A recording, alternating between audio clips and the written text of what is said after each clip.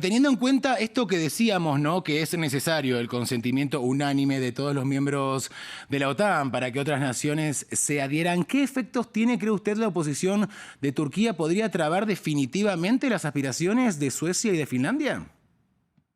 Santiago, mucho gusto saludarte y respondiendo a tu atinada pregunta, que hoy es un planteamiento que ya se está dando en Bruselas, pero también en Washington. Me parece que pues Turquía avanzará en esa oposición y me parece también importante considerar que hay argumentos más allá de la situación de los grupos terroristas y todo lo que salía en la nota previa por el lado del grupo étnico de los kurdos y su vinculación con las guerrillas internas en Turquía desde 1984, me parece que las alarmas se encienden porque esto duplicaría la frontera de todas estas naciones miembros de la OTAN con respecto a Rusia, Santiago.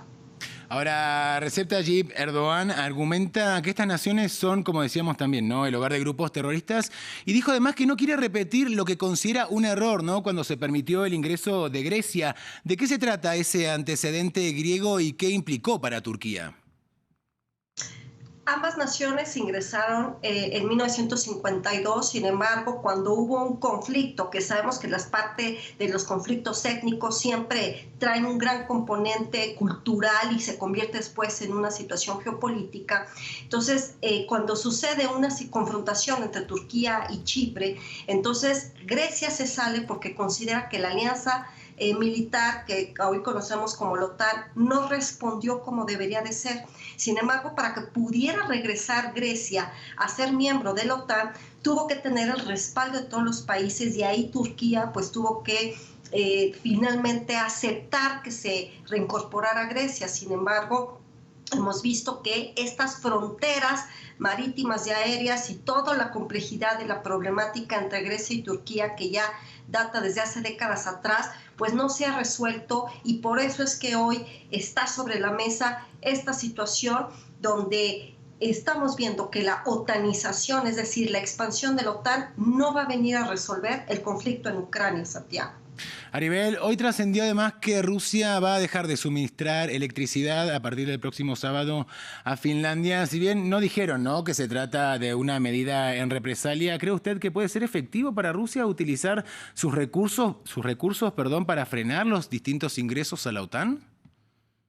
Fíjate que estamos viendo que en esta guerra híbrida, además de que vamos a seguir viendo que hay una ciberguerra que corre en paralelo en cuanto a los ataques cibernéticos de Rusia hacia algunas naciones de Occidente,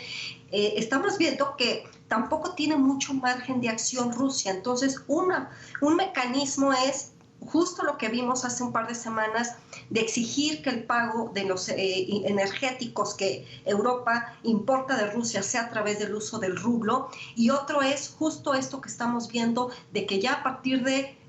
próximas horas, siendo sábado allá en Europa, Finlandia tendrá que buscar alternativas energéticas porque esto es apenas el inicio de una reacción por parte del gobierno del Kremlin. Esto apenas comienza y lo he venido diciendo en algunos momentos y situaciones, Santiago. Cada vez que Suecia y Finlandia cada vez se acercaban a esta posibilidad, este domingo Suecia nos dirá si efectivamente también oficializa su ingreso a la OTAN, pero me parece un error porque lo único que genera es encender más las alarmas por el lado de Rusia y esto lo que genera es alargar y prolongar la agonía y por lo tanto está mucho más lejos el camino para llegar finalmente a hablar de un posible acuerdo de paz.